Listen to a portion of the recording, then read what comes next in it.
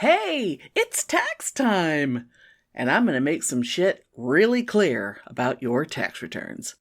After that, we talk about cutting off MAGA family members and Pitney seeing a hot mess on the street. And oh, there is some delightful vulgarity in the good goods, so be sure to stick around.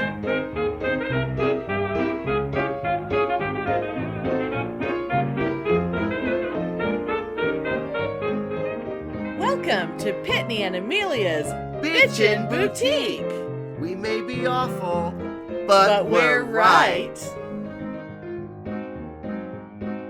Anyway. Sorry.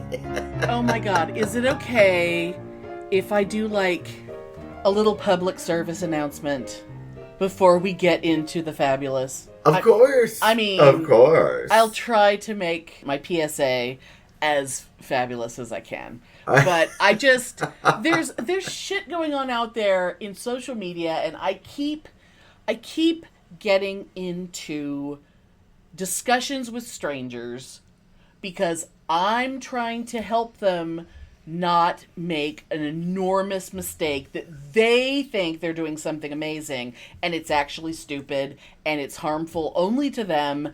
And anyway, it is the general topic of this is it is not smart to say, well, I guess I won't pay my taxes as a protest against what the government's doing right now. Like, don't think that not paying your taxes is a protest that's going to actually do anything. Because all you're doing is harming yourself, and I know you don't understand. And you're going to get your bank account is going to get frozen. No, I mean, there's a lot, but people don't. But I think when people say I won't pay my taxes, I assume that most people have a tax return like the vast majority of people, which is they would be getting a refund. Yeah. But they don't understand what a tax return even is.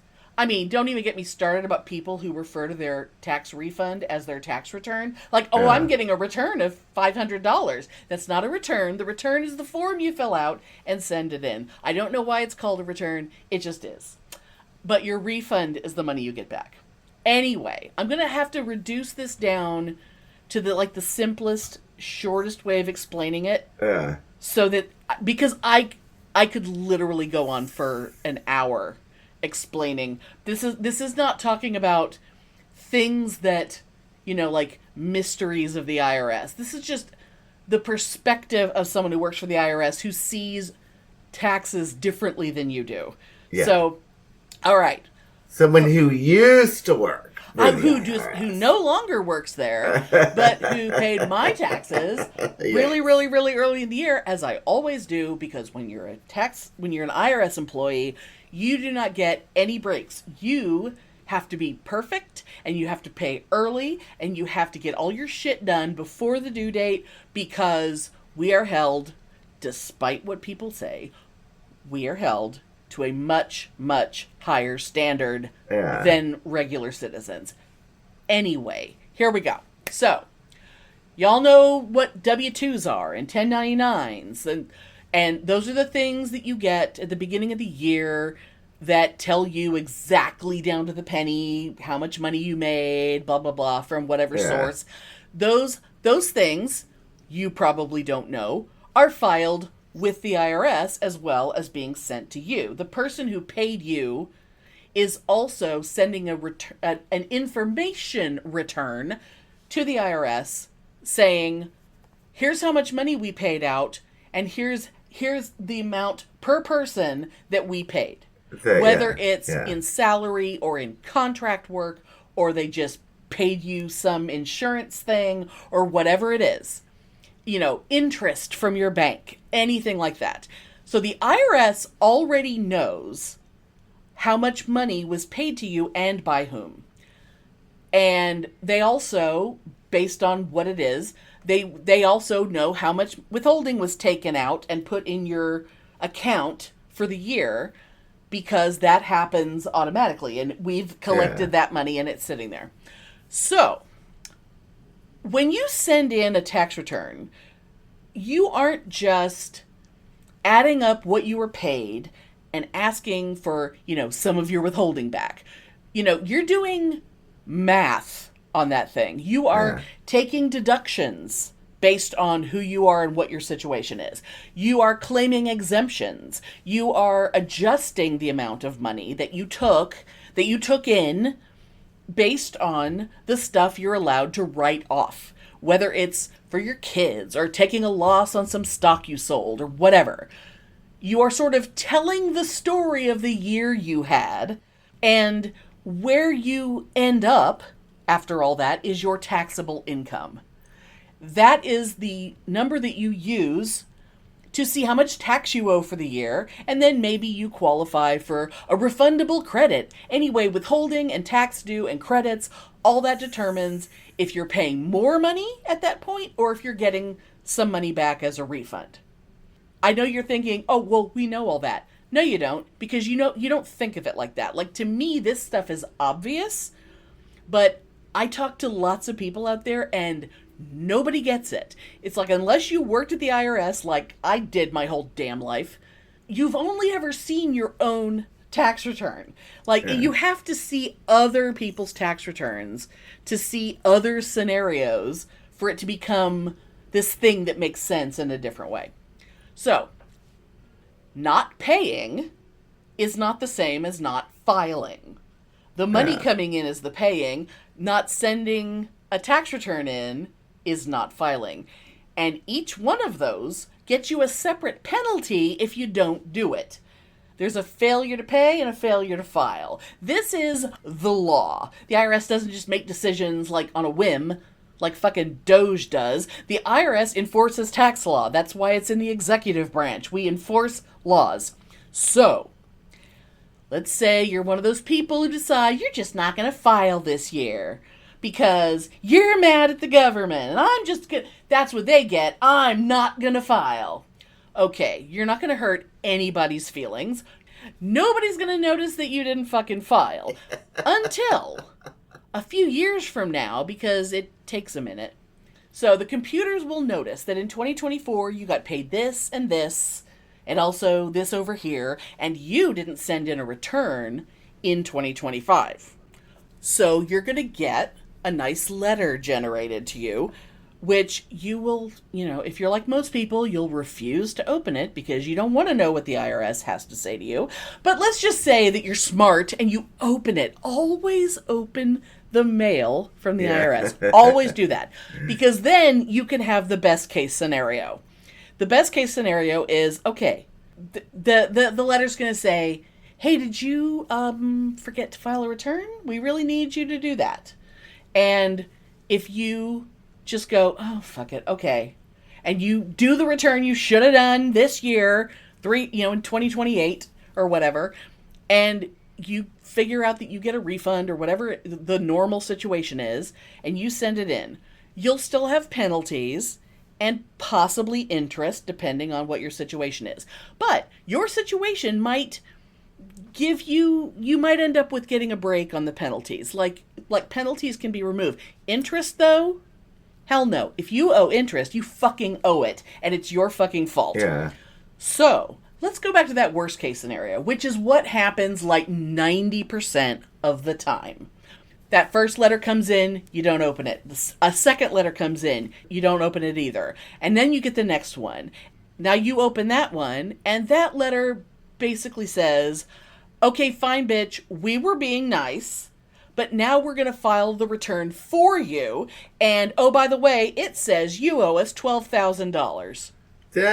And the reason why it says that you owe $12,000 is because we don't know you. All we know is a big pile of money that you made that year. Yeah.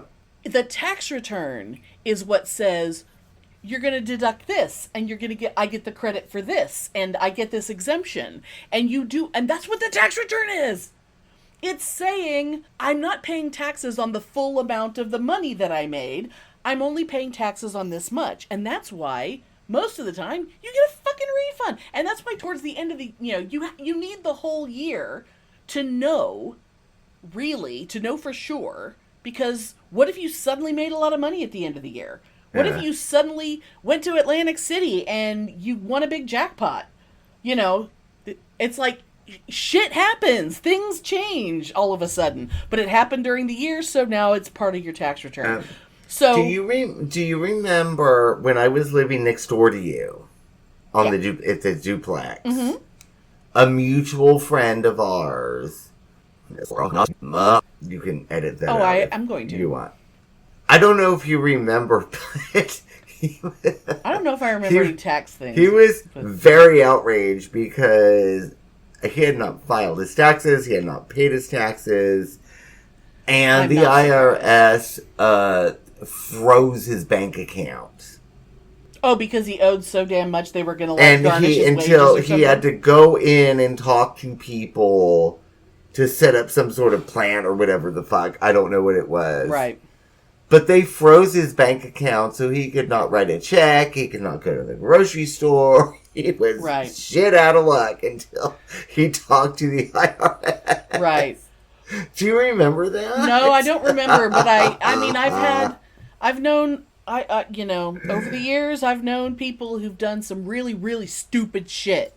I worked at the IRS for so long that I worked there many, many, many decades ago when there were people like testifying before Congress about the IRS is mean. So people are up there going like telling their sob stories. And I understand that sometimes, bad things happen. But almost every one of these stories, I just want to point out, it's if they're being honest, the beginning of the story is, well, okay, I didn't pay my taxes. But then it's like, okay, back up to the I didn't pay my taxes part. Pay your fucking taxes. It's like you don't end up with, oh my God, I owe $12,000. Oh, by the way, the $12,000, you're going to cry and you're going to call in and you're going to go, well, I don't owe $12,000. I swear I don't. And the person on the phone is going to go, well, file the tax return. Yeah. And then it comes in and you're going to get you're going to get your refund, but we're going to subtract out your fucking penalties, and any interest and anything else that racked up over the time because you were being an asshole and thinking that not paying your taxes is really going to show Donald Trump. I know, but I don't understand because it's like my paycheck, it just gets taken out automatically. Well, that's your withholding. So I want to file because I want to see what I'm going to get back. You know what I mean? But there's a lot of, people who wait till the last minute. I tell people all the time, if you don't know what's happening, you can figure it out one day. And then if you do owe, you can still wait till the due date to pay it. You can wait to file, like most people who owe wait to file. But find out as soon as possible that you're getting a refund and just get the fucking refund. Isn't getting the refund, isn't that telling the government to go fuck off? Because otherwise we're just hanging on to this money for you because you're probably going to get it. Everything's frozen on your account because there's no activity. The person, our friend that I was talking about, I think what it was, all of his money was like contracts, et cetera, et cetera. And those usually don't have withholding.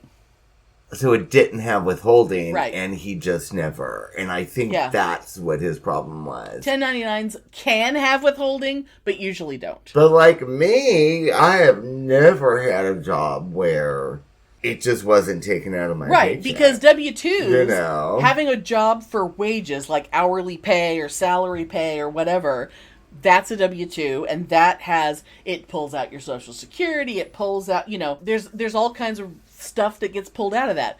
If you're contract labor, you got to figure out your own shit. I know. Which is terrifying. Speaking of taxes. Yes. Very exciting email that I got from Target. Uh-huh. Because I made under a certain amount in the past year with the state of California, blah, blah, blah. Because, California, I know they don't do this in Texas, but I pay state tax also. Right, of course you do. Most of the country does. Yeah. Texas just doesn't have a state tax for people who don't know that. That's why people like Elon Musk move here. But because I made under a certain amount, and I'm considered low income, I'm getting all my state tax back. Dang. Yeah. That's amazing. That's very So cool. I'm like, fuck yeah, I didn't know about this. That's Hell awesome. yeah, because I was just like, I mean, it's not that much money that they take No, out. but especially if you're not making that much money anyway, then the tax isn't going to be that much either. $13, $14 a check. I mean, it's really not that much money. You know what I mean? Yeah. But I'm like, hell yeah. But if you really are low income, you need every penny, and getting that money back is a really good deal. And let that bitch Paris Hilton can pay for my share. You know what I mean? Yeah, fuck yeah. Oh my god. But anyway, so PSA, file your fucking tax return. It's not hurting anyone. Oh, and don't wipe your ass with it, because I've seen plenty of that shit in my career, and all that does is hurt the person at the lowest end of the pay scale, who has to fucking touch it. You're not sending the message you think you're sending. Do something smarter. There's so many other ways to protest. Just don't be a dumbass and tell your fucking friends. Now that you know, you've heard this, now you know. Send this to your friends, make them listen, or just you tell them. Don't be an asshole. Just file your fucking tax return. And rant over. Oh my god, this has been really bothering me. I had to tell a woman the other day who, oh my god, I went and looked at her profile. She lectures on psychedelics and how wonderful they are for curing chronic illness or whatever. And I'm Lord. like, oh, of course she does. She's one of those, okay. Because she was just being like, don't you understand? Don't you understand what a protest is? Don't you? And I'm like, you know what? Fine, lady. Go ahead. Don't pay your fucking taxes. But in a few years, when you get an angry bitchy letter from the IRS, I want you to remember what I said. Don't come crying and saying the IRS is mean when you're the one who didn't pay your fucking taxes. Yeah, and when her bank account gets frozen and her rent check bounces, Oh my god. Oh my god. It's like, don't fuck with the IRS. I know they're hurting. You really want to be nicer to the IRS. Don't make them do more work. Just do what you're supposed to do, and they'll do what they're supposed to do, and everything will be fine. Have some fucking sympathy for these people who have to do the work of 20 people now. Oh, I'm so glad I'm not there. Oh my god. I know, I was going to say, girl, you are out of it. And yes. Yep, and still getting paid too. Thanks, Elon Musk, with your weird plan that you think it's saving money to pay thousands of people to not work. Great plan. Anyway. Oh, it's so fucking stupid. Yeah, but you that's the end of that.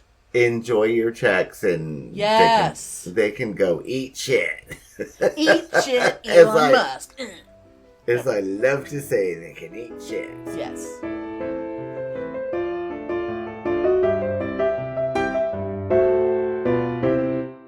Welcome to Brew Crime, a true crime and beer podcast. This is a podcast where we pick a theme, cover a few cases, and pair them with craft beer. Join me, Mike. And me, JT. As we explore the world of crime, conspiracies, or whatever catches our attention. You can find us on social media at Brewcrime or our website, brewcrime.com. And you can find us on any podcast app at Brewcrime Podcast. Join us as we discuss the horrible crimes that surround us and maybe, definitely tip a bottle or two back as you do it. Drink with us the second and last Tuesday of every month. I don't even know. I wasn't even going to talk about this, but I will talk about it for a hot second of how I caught off a cousin who is MAGA. Oh, you're going to tell that story. Okay. This is somebody that I really like. We've always gotten on real well. She's a really cool person. Well, I thought.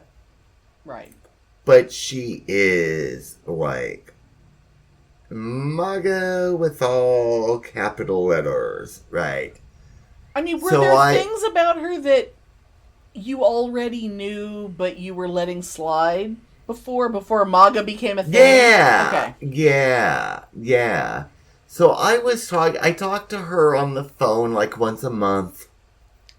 Because she talks to my mom all the time. They're close. And, blah, blah, blah, family. Me, family. But I don't remember what I said. I said something. And I honestly don't remember.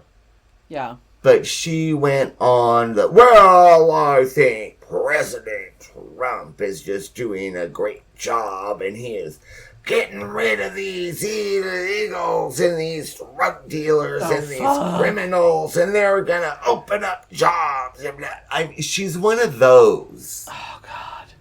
Like, so fucking stupid. So fucking ignorant. Yeah. And at the end of the phone call, I had texted her a very long text that was no swearing, no anger. No, it was just, Like, you kept it together, you edited, you made sure it was decent. Yeah. And I was just like, I just want you to know that my anger is real about the Trump regime, and this is why. And I said your name and your husband's name because she knows you and she loves you. Yeah. It's like they have lost their jobs that they've had for over 30 years. My friend Peggy, who is trying to leave the fucking country because of Trump, cannot leave the country because fucking Trump will not give her a passport because she's trans. Right. And I learned that... I don't know if you want to edit his name out. Oh. The ex. May lose his job because they're eliminating his department. Oh, God! Oh, wow. I mean, God, whose job is more, quote, DEI than a professor that does, like, queer studies and... Yeah. Oh, my God. So this fucking bitch's response to all of that was nothing other than to say, well, now I know how much you really dislike me. No, I'm just really fucking and it's disappointed. real, and I wrote her back, and I was like, you obviously did not take anything that I just read to heart. No one is a bigger victim than fucking MAGA people whose family is having the nerve to stand up to them.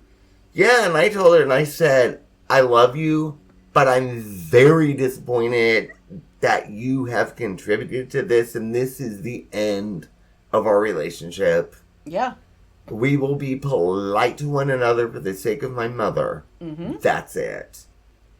Yeah. And she's all fucking butthurt. She could not even respond to any of that. Well, I mean, what's she gonna say? I mean, she knows she's fucking wrong. I mean, deep down, she has to know you're right. I really did think, wrongly, I thought she was gonna be like, oh my God, did that happen to Amelia? Right. Yeah. No response at all. She just got, well, now I know how much you dislike me, and it's like, you just proved yourself to be a cunt. You literally zipped over the things that were important. You literally proved yourself to be a dead-to-me cunt. Yeah. Yeah. And cry me a river, bitch. But the fabulous thing about this is, so when I was like, Mom hates Trump and Musk. Oh, have I told you that I started spelling his name Tarrumph? Trump. Oh no, that's fabulous. That's how I spell it now. But Mom, oh my God, she hates him so much, and she like gets lathered up like, I cannot believe what that asshole did, and this Musk, and you can just hear it. And I told her the other day, she doesn't know anything about this. The thing with the cousin, yeah. The right, because the whole point is we're being polite so that she won't know. But I told her the other day, and I was like, Mom, I just don't know that I can forgive Leona for... That's a good name. I cannot forgive Leona for I cannot supporting... forgive Marcus and Mona's spaceship. Yes, for supporting Donald Trump. I just don't even know how friendly I'm gonna even be able to beat her. And she was like, honey, that is up to you. You do what you need to do. Like, whatever. Like, Mom just doesn't. But the fabulous thing is, I said, yeah, and she's talking this shit, that shit, the other shit. And what's gonna happen when her and her husband's Social Security checks don't come? Right. They're going to miss because at least 1 month. They are 100% dependent on Social Security. Yep. And I was like, what is going to happen? And I told her, and I was like, everybody else is dead. You are the only one that's left. They're going to come to you for help. And you know what my mom said? She said, well, they can whistle Dixie.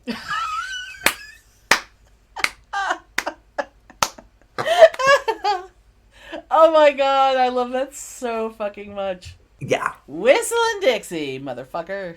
So yeah, even my mom is like, I love her, but fuck that MAGA bitch. Oh my god, I love it.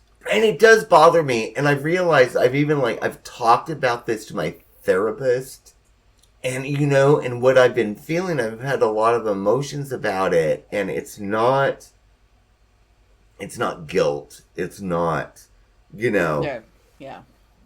I really am. See, I'm getting emotional. I know. Because I really am grieving. Yeah. That relationship, because I really loved her. And I thought she was so cool. She was an artist and a hippie and blah, blah, blah, Right. And, yeah, I'm getting a little weepy right now because... Oh, It's the loss of this relationship, but, like, what else can I do? Mm-hmm. Like, what is she gonna do when the Gestapo comes and takes me away for being gay? What is she gonna... Well... At least they got rid of those damn Mexicans. I mean, what the fuck? Right. Yeah, so stupid. Fuck her. God damn it. Fuck that cunt. Yeah. Fuck that cunt. And not in a good way. But see, that's the thing. The people, it's like, it's a good thing to walk away from the negativity and the ugliness of what all that shit is. But we end up hurting more than they do. Because we're the ones who are better people with consciences. And everything. God damn it, I'm crying. Because I know. It fucking sucks. I'm just fortunate that it really bothers me, but... Yeah. Like, anyway. I've got some cousins that I'm not 100% sure what they vote, how they vote, but I know for damn sure about most of them. But, like, there's a few... Like, I had an uncle who was super, super pro-life, and he some of that may have rubbed off on his daughters. But the thing is that all it basically means is that there's a lot of adopted kids in my family.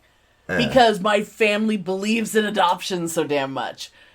I mean, I think I've told the story before that there was a time when the number of adopted kids throughout, like, my generation of the family, not that we were adopted, but that we were the parents of.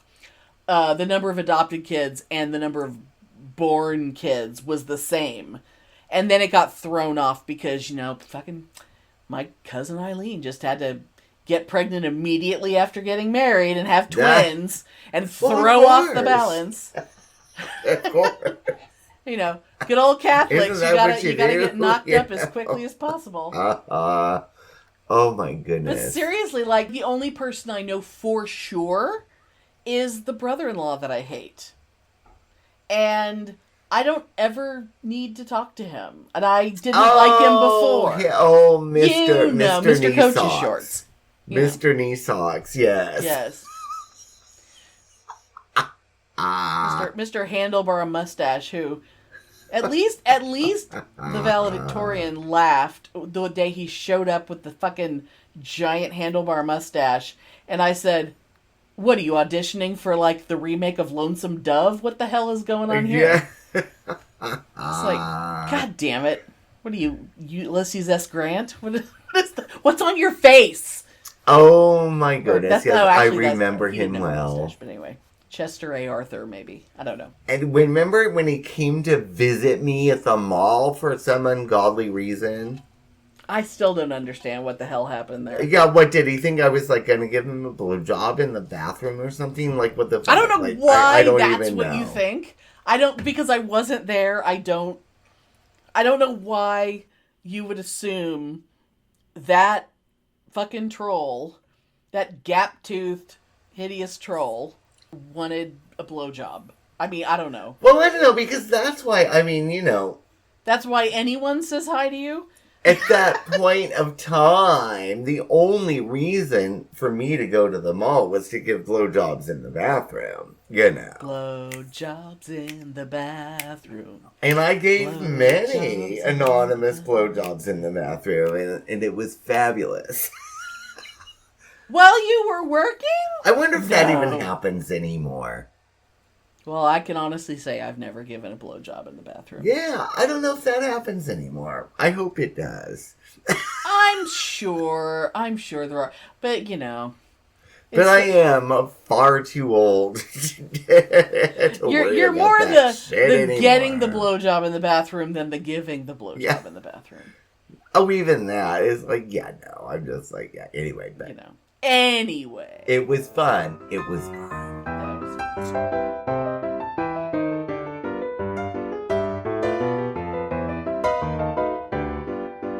So I want to hear about the weird thing that happened last night. I'm dying to know. Oh my god. Okay. I'm So- dying. I've been wondering all day. Okay, so you remember if you go out of my neighborhood, you know, you're right on First Street, Mhm. right? And then there's the 7-Eleven, and then on the other block, there is this dive bar called the Dog House.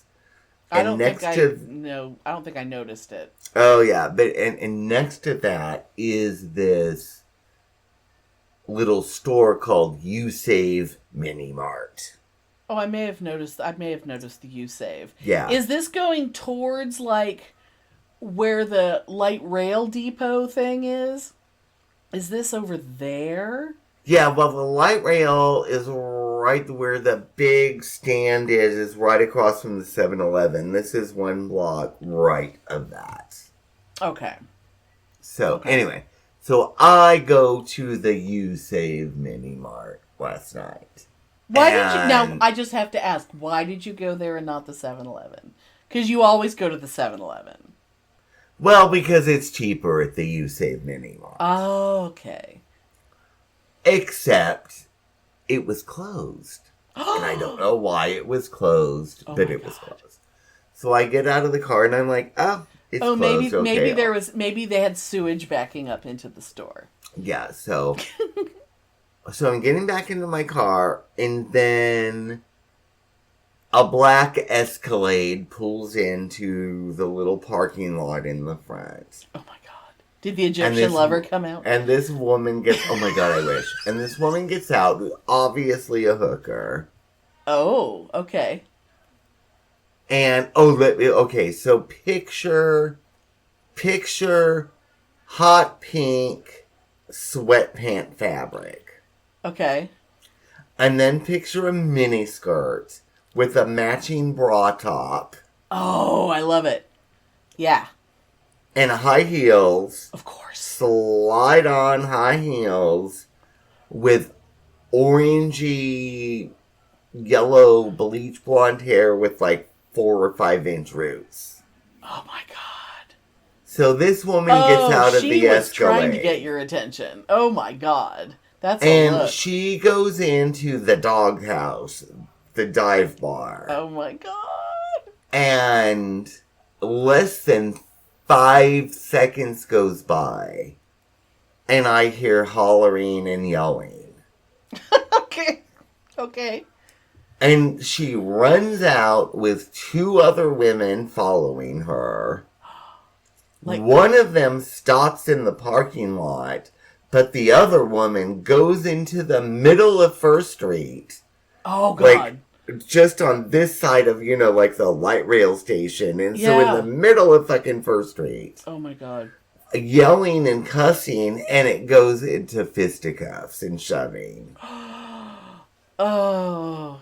Girl So fight. this bitch was not in the bar for 5 fucking seconds. A girl fight in junior high is perfectly normal. Like, you get the like 13-year-old stoner chicks with their middle parts, and they're beating the shit out of each other. That's normal. Adult women go fighting each other is fascinating. Yeah, and I don't know what the fuck. So anyway, so I pull out, I drive around them because they're in the close lane, and I'm at the stoplight. Yeah. To cross to go to the 7-Eleven. Pink Hot Pants comes and bangs on my car door as she runs past me to go to the 7-Eleven. Like she smacks it with her hand?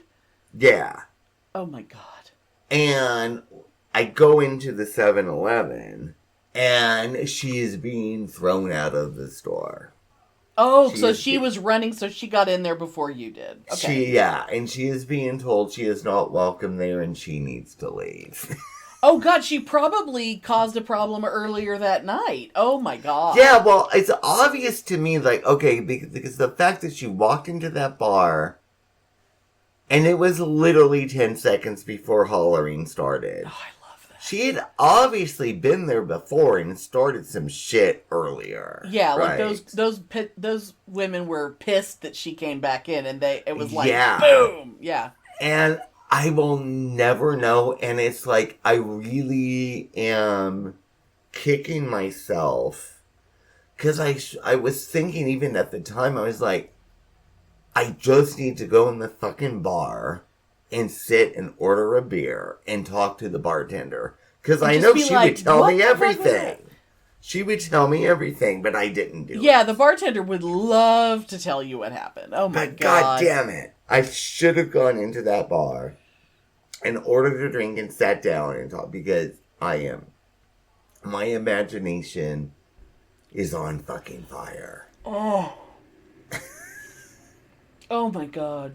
And I do not know for a fact that this woman was a hooker, but I'm pretty certain that she was, because Was she wearing knee pads?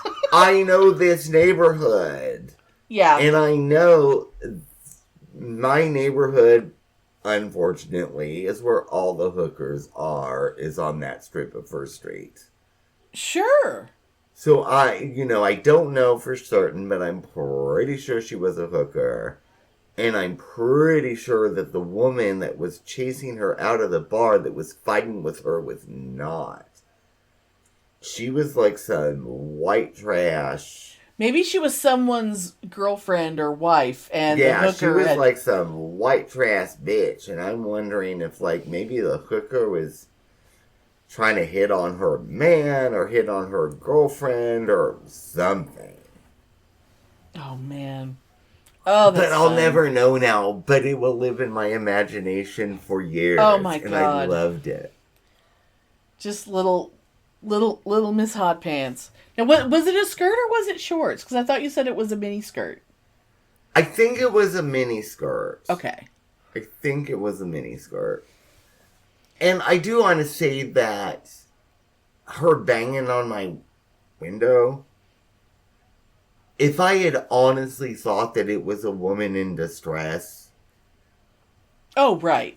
I would have talked to her and helped her and whatever. But she was obviously the instigator. But this was clearly, she was just like some fucked up, drunk, Yeah. crack whore that got in a fight at the fucking bar. You know what I Oh, my mean? So God. yeah, I mean, if it had honestly been that she was in distress, I would have made an effort to help. Sure. So I want to make that clear. Sure. But yeah, but I'm just like, whatever. I just want to see what happens. And I want to know, did the cops come? Oh, my God. Did it all dissipate? I want to know everything. Oh, my God. Oh, my God. Ah! Oh my I'll God. never fucking know. God damn it. See, our lives are filled with those, who the fuck was that? What the fuck was going on? And we don't forget those people. I think that you're going to write a new Marcus and Mona story where they end up at the doghouse and that woman comes in and there's hollering. Oh, yeah, something. And you know, and I've Marcus been... kicks his heels in the air and goes, "Ooh, baby, baby!" So if anybody wants to look it up, the Doghouse, North 1st Street, San Jose. Don't try to extrapolate where he lives. You won't be able to figure it out. Yeah, no. Anyway. Oh my God. The year of personal power. Attention, bitches and witches. Please take your places in the circle. Gather son and gather daughter. Gather earth, air, fire, water. Raise up energy en masse so we can kick some MAGA ass. Hello, everyone. Time to get our affirmation pants on. The theme of this meeting is to go out, go within, and become real-life activists. Is it going to be a pain? Yes. Is it going to be disruptive to our comfortable routines? Yes. But is it going to be worthwhile and productive? Hell yeah. So everyone repeat after me. I focus on the greater good even when it is inconvenient. And once again, I focus on the greater good even when it is inconvenient. So everyone, enjoy your journey to a new focused focus. Get inspired!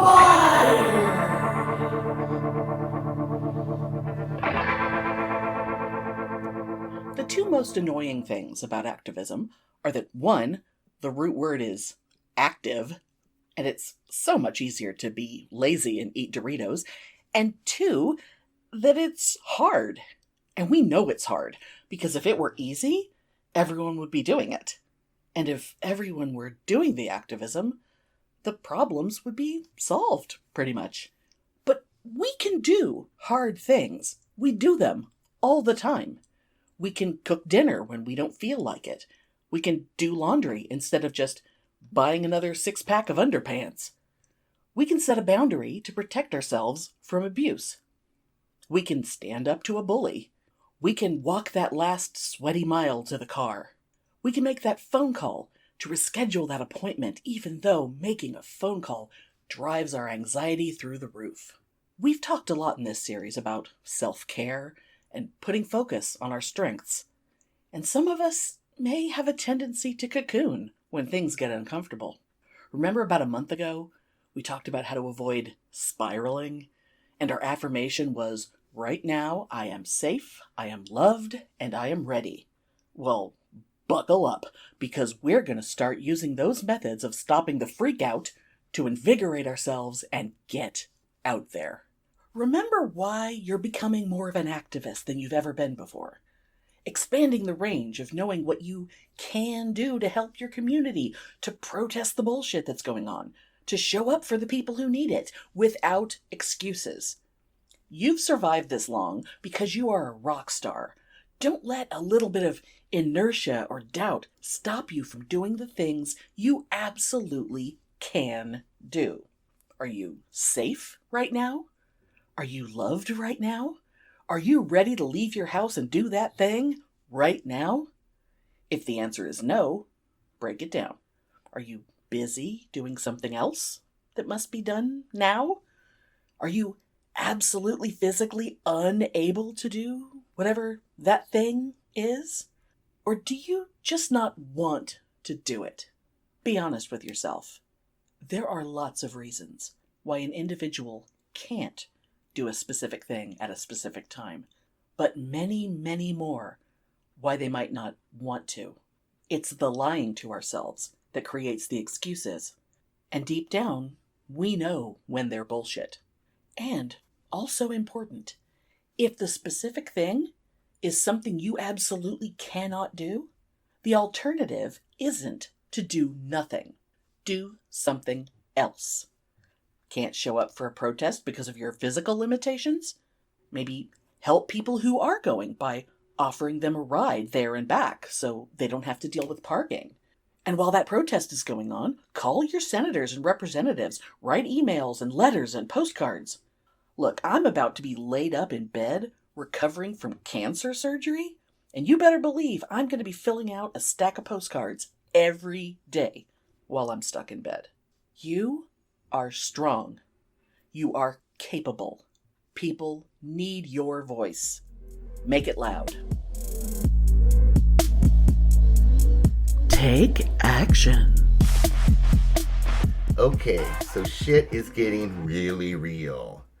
I'm not even going to get into specifics in the news about the regime we are living in. I have no doubt that all of you are well informed about all the crazy things going on.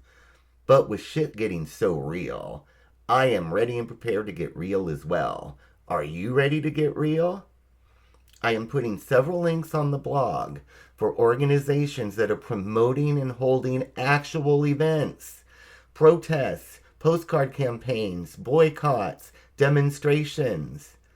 I would ask everyone to look at these or at similar sites and plan and actually go to a protest. I am ready and committed to putting my money where my mouth is and going out to do something, not just read and get informed. That ain't gonna do anything but piss me off and stress me out. I am stepping out and ask you all to do the same. Earlier this week, I helped friends make signs for an anti-Doge demonstration that they are attending this weekend. I'm unable to go due to work, but made the effort and time to help them make signs.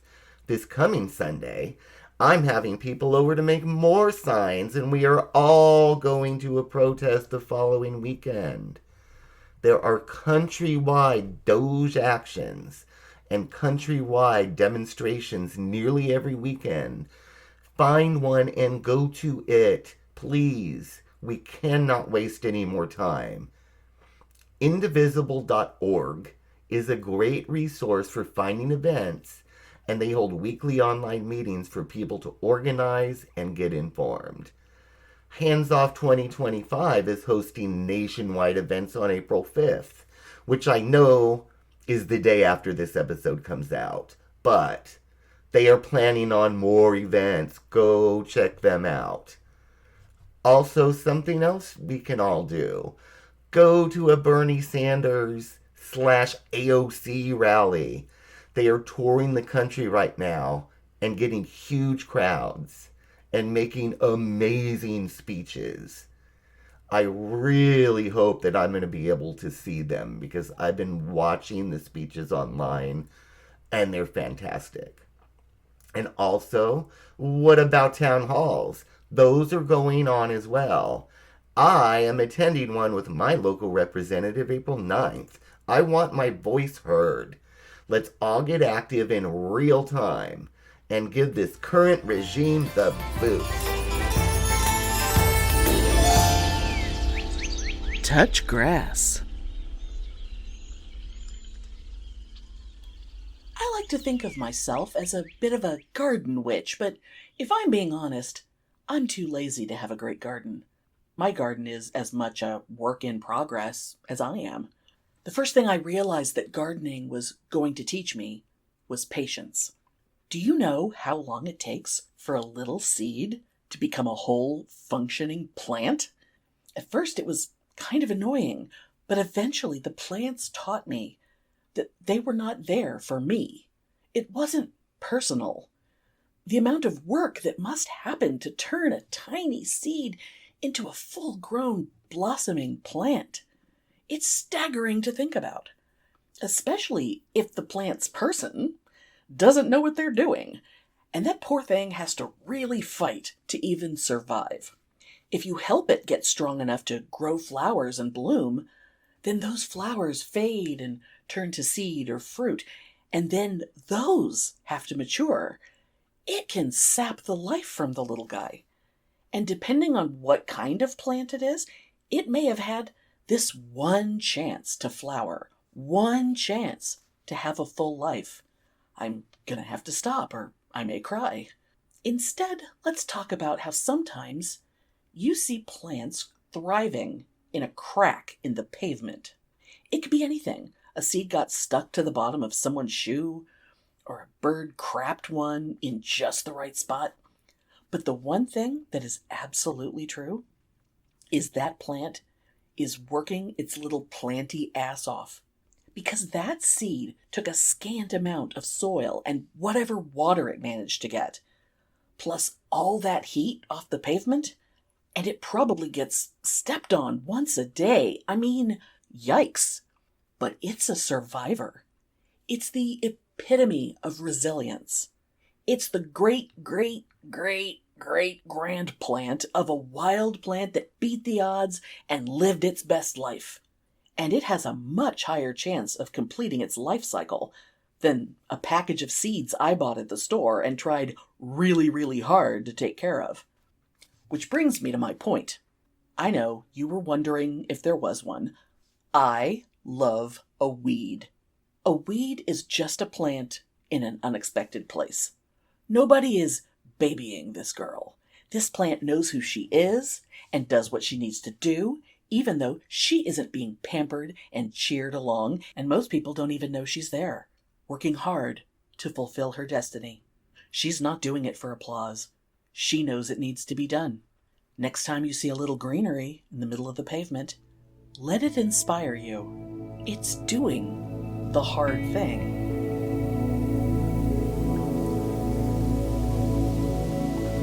Reflections and journaling.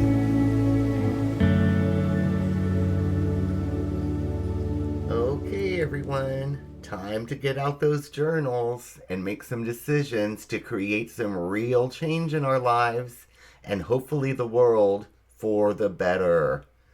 This time is going to be a little different in that I'm going to share an image of a specific tarot card from my beloved Mythic Tarot deck. I know that I usually share or tell of different imagery from different decks to get your imagination sparked up. But this particular card and imagery resonates so strongly with me that I want to share it with all of you. Get ready to delve in to the personal meaning of the card of Judgment. And yes, the image is available on our blog. In this card, we see the god Hermes entering what can only be described as a tomb.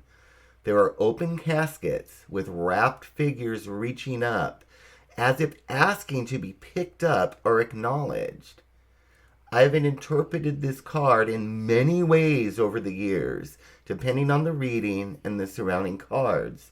But for our purposes, I will suggest that these figures represent ignored aspects of self, and we are now being called to notice and embrace them. You know, it's a sad but inevitable part of our human condition that things are ignored out of fear. What if we fail?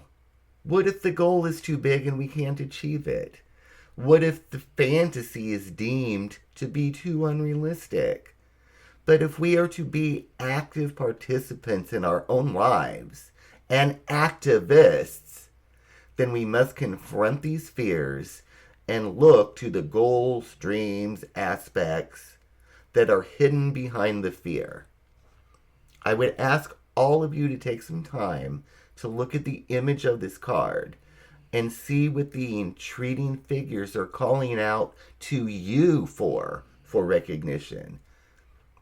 And I'm going to do something that I never do, but I'm going to read directly from the chapter on this card, from the Mythic Tarot book by Juliet Shaman Burke and Liz Green. I cannot possibly express this better. and I hope it will resonate with you all and spark a great and productive journaling session. So here we go. On an inner level, Hermes is an image of a process which occurs at certain critical moments in life, a summing up when the experiences of the past are gathered together and seen as part of an intelligent pattern, and the consequences of these experiences must be understood and accepted.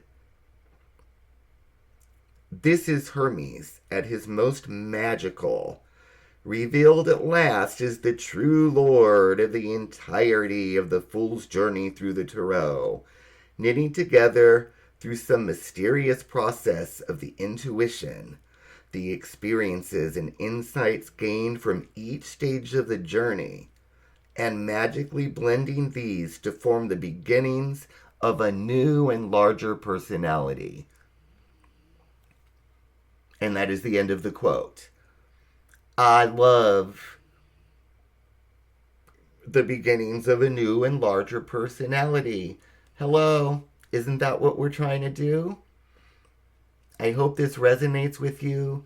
I hope you have a fabulous journaling session.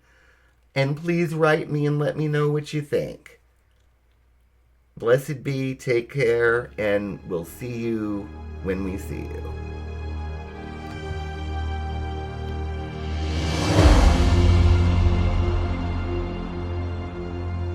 That was a little weird. Yeah. Okay, so, when we were recording this last night, we had technical difficulties on this little section here, so we're doing this again.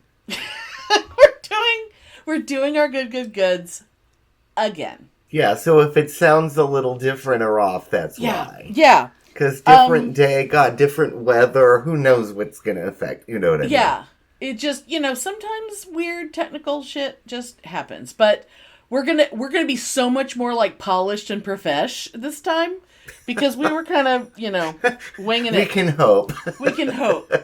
And I'm like, for example, last night I went first, even though I thought Pitney should go first, but now he is gonna go first because he's got all his shit together. Yeah, because I'm actually prepared now. Yes. Yes. It's hard for me to think. I can always think about, something good. And I can always think about something good being done for me. It's really hard, which is...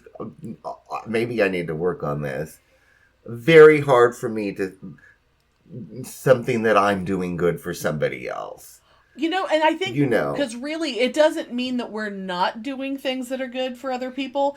It's that we don't think of them as a big deal. Yeah, I mean, other than, taking Mom to the doctor, which I had to do twice this week. I mean, right. But I don't even think about that because it's just so routine. You know right. what I mean? But the thing is that every time we do something for somebody that is helping them out in any way, that's a good thing. And if it was like, I do one good thing a week for somebody and everything else is fuck people. It's like, no... That's not the way we live. We're always doing other things for other people. So, yeah. Anyway, we're taking up a lot of time. Yeah, but it's that okay. we could Anyway. be spent doing our goods. So, go Pitney, go. Okay, so I am going to start off with my general good because it's very exciting to me. Excellent. There's this girl that I work with. She's, 19, 20 years old. Mm-hmm. Young. And... I was wearing, of course, a Linkin Park shirt at work. As you frequently do. Which I frequently do because, I bought specifically in the color that I can wear it to work. So I have, my Linkin Park shirt that I wear. I have my Mika t-shirt that I can wear. Anyway. Yeah. Oh, yes. So this girl was like, oh, is Linkin Park your favorite band? And I said, yeah, pretty much. There's others, but that's pretty much it. Yeah. Right. And because she's too young to have known them in their heyday, which was 25 years ago. Right, yeah. She has become a big Linkin Park fan because of the brand new album with the new singer. And hearing the new singles on the radio, she actually bought the new Linkin Park album and loves it and is like a total LP fan now because of the new singer. That's really cool. That's not something I would have thought. It would be totally made much. me happy. Yeah, totally made me happy. It's nice to think of a band that's been around for a long time that can still get new people that aren't, say, kids of their old fans. You know? Yeah, exactly. It was Yeah. And I thought it was really awesome. So yeah, that made me really happy. Very good. And Very, very good. My good that's coming to me from somebody else. It's not here yet, but it's coming. Mom is redoing the garage, which I have been stubborn and pig-headed and selfish and stupid about. But the way that she was wording it, she's doing it for me.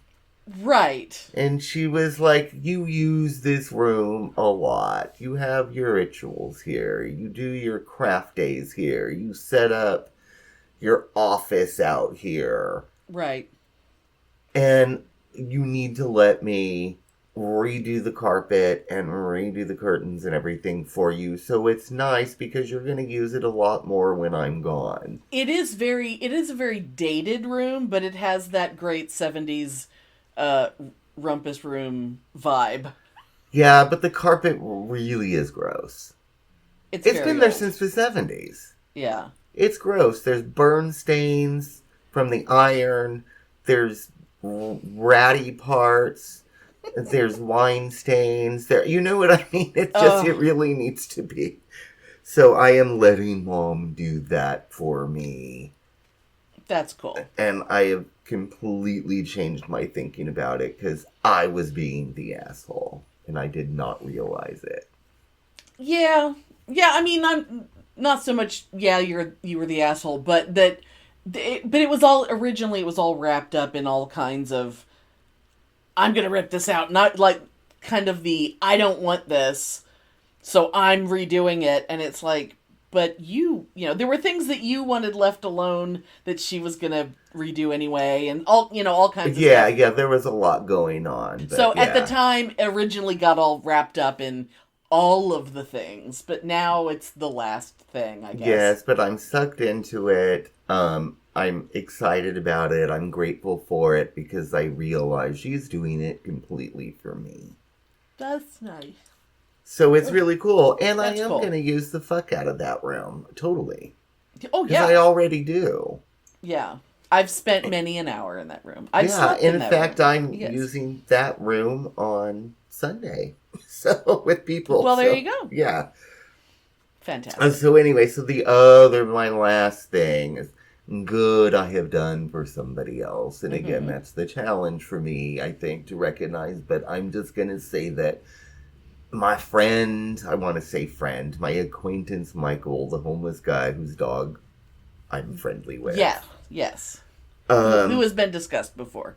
The dog. Yeah, I always bring the dog stuff, but he was looking pretty grouchy and down and out the other day. So I brought the dog stuff and I bought him some pizza and just gave him a cheery word just to kind of cheer him up a little bit because there was something going on, but I don't want to get too involved because I don't want to be involved in some homeless drama. Right. But it's kind of like if you can't do anything about it, you almost don't want to get into it. Yeah, I'm like buying him 2 pieces of pizza. It's like that. What the fuck? That's not going to do anything for his situation, but it made him feel good at the time, and and that's made him realize that I care. You know. Yeah, exactly. I'm not going to let him know where I live or anything, but you know what I mean. But so that's mine. That's mine. But don't you think it's interesting that happened? You did that, but last night you were like, have I even done anything good for anyone? But you had done that. And like most people wouldn't even have done that at all. So that's kind of what I was getting at before. Yeah. The things we do. Because we're good people. We're better than most. We are. I mean, we're also kind of assholes, but we're also very good. We're very nice to people. So I guess it's my turn now. Yes. I think I'm going to start with my me doing good, which didn't really feel like a big thing, but the more I thought about it, the more I realized it was a thing.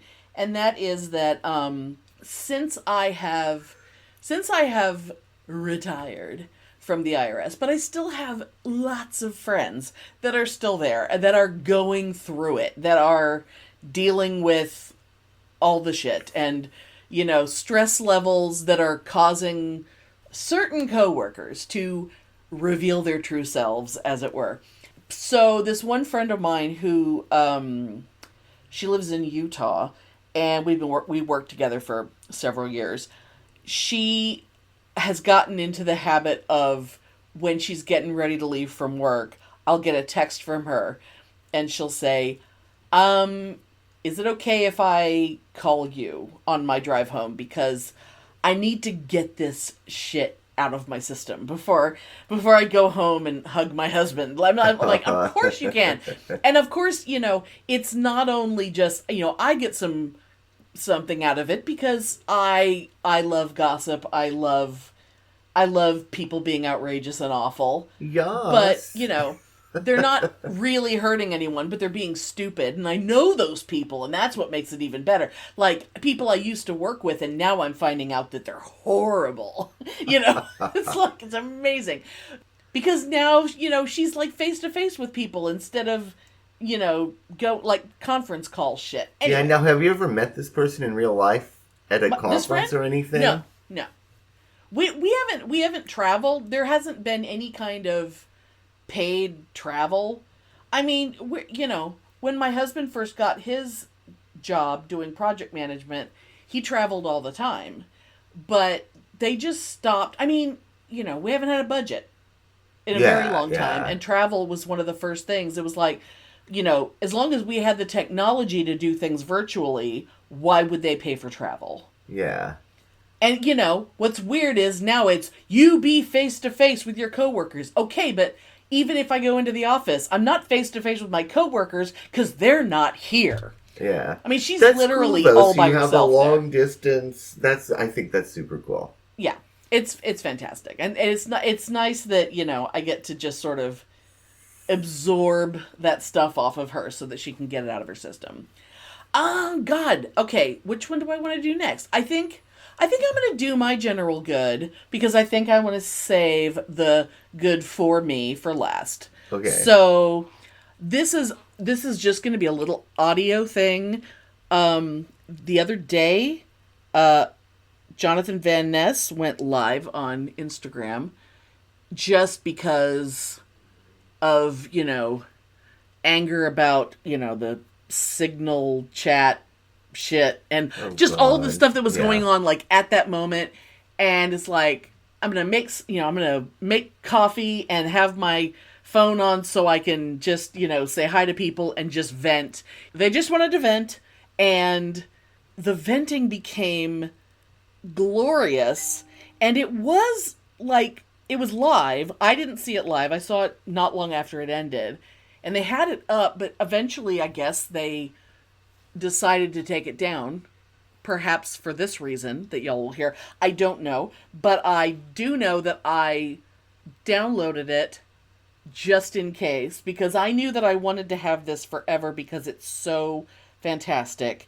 And so I'm going to just play this on my phone, and y'all are going to enjoy it. So here we go. They have on there. God damn it. All right. And here it is. And whatever the fuck. Yeah. I wonder what else they have on there. I wonder what else the fuck they have on there. That's all. That's all I wanted to say. I just can't believe these stupid cunts. They're just fucking dumb cunts, every last one of them. And Usha Vance, she's a real dumb cunt. Because, what? What the fuck, Usha Vance? Greenland? Usha, let me tell you something. Go put a semi-permanent color on your fucking silvers, because it doesn't even look good on you, and you fucking suck. And so does your husband. And I feel so bad that he probably didn't eat you out. Because JD Vance screams, I don't eat pussy. If there's one straight man in the world who screams, I don't eat pussy, it's Actually, it's Donald Trump and JD Vance. Donald Trump probably would love to eat pussy, but he doesn't have the back flexibility to do so. JD Vance is just a pillow queen. Doesn't like to eat pussy. You can just tell. He's too lazy. But he likes to eat ass, though. Mm-hmm. Stick it up higher. Ah, Fabulous. I'm just saying. I mean, come on. It's our favorite word. Yes, and that is I glorious. lost count. I have no idea how many times JVN said cunt there. But yeah, so that's my general good. That made it probably is going to make the whole rest of my week because it's so good. It's fabulous, Yeah. yes. And so my thing that's a good thing being done for me is that y'all know that I have been fostering a big giant baby boy, a big German Shepherd, adorable, huge, derpy dog. And he has been available for adoption for quite a while. And, it's just been very quiet on that front. Well, earlier this week, we had a call from the rescue organization that we're working with, and they have had an applicant, and they vet the hell out of these people. And we are now at the stage of having a get-together between the guy and the dog, which we're going to do at a park. Mm-hmm. And it's going to be this Saturday morning. And so they basically, they've been doing this long enough that they've come up with, it seems overboard, but they want to make sure that they know exactly who this person is, and the kind of dog parent he's going to be, and, his discipline style and his, training style and his, the whole situation. And this guy seems very, very cool. And I'm so goddamn excited. And also, in addition to that just being wonderful, leads me into one other thing I want to say before we end for the day. And that is that okay, so I told y'all a couple episodes back that I got a little breast cancer-y diagnosis. I have been going through the whole process of oncologist and surgeon meetings and whatnot. And I'm going to be having surgery in the middle of April. This is going to come out like April 4th, I believe. I think so. I believe it's the 4th without looking at a calendar. And so that means that, a couple weeks after that is when the next episode would come out. But I'm just going to say that episode isn't happening because I can't edit that episode in the middle of having surgery on my boobs. Yeah.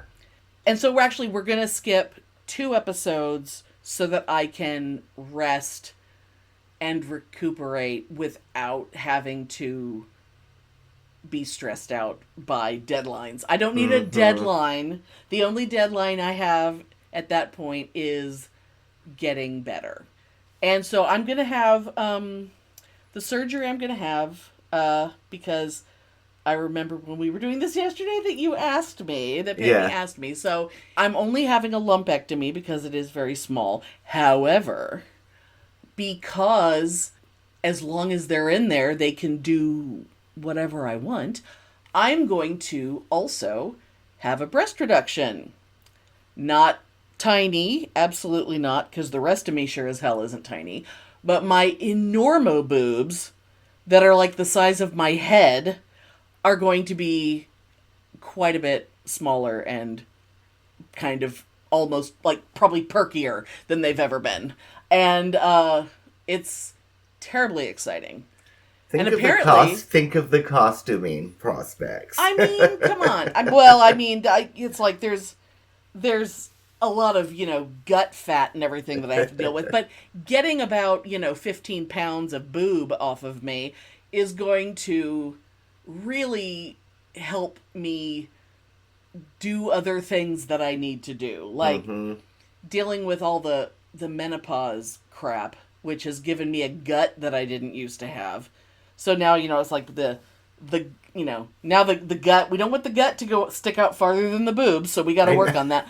But, yeah, and I mean, one thing is for sure, this summer, when it's 10,000 degrees out, the amount of boob sweat that I'm going to generate will be considerably less. That's true. Because Texas summers are not comfortable for, the girls. Texas summers ain't comfortable for no one. Yeah, well, I suppose the boys don't enjoy it either. The boys get a little rank as well. And, chafy and yeasty and whatever. I was just going to say, I just think of the chafing. It's the chafing. It's the if you're sitting in one position too long and, skin stuck to other skin in a weird, and you go to stand up and it pulls. I mean, we all, we all know, especially those of us who are older, who have gravity involved on our parts. Anyway, yes, so we're going to be away for the rest of April, and I guess sometime in early May is when we're coming back. And we will be fabulous as always. Yes, and hopefully, so much good stuff will happen in the meantime that it'll just be fucking fantastic. And, yay.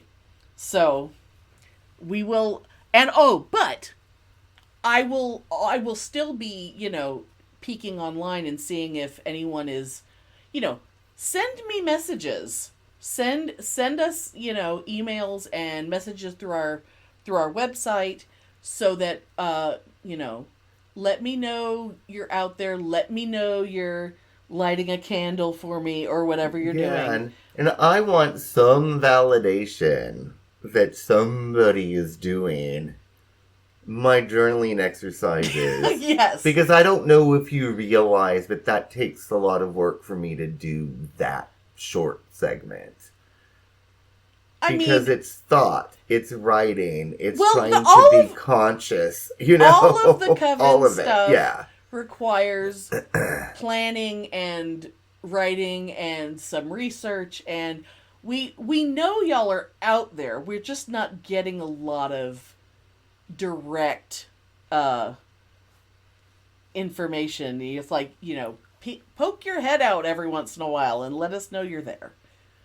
And, we could have a little Zoom call during the time we're off. So, we're happy to do it. That would be fun. I can do that sitting in my fabulous, glamorous, black velvet tufted headboard bed. I mean, come on. I could be all Morticia Adams or whatever and laying there in my chemise and with my new perky boobs. There you go. Yes.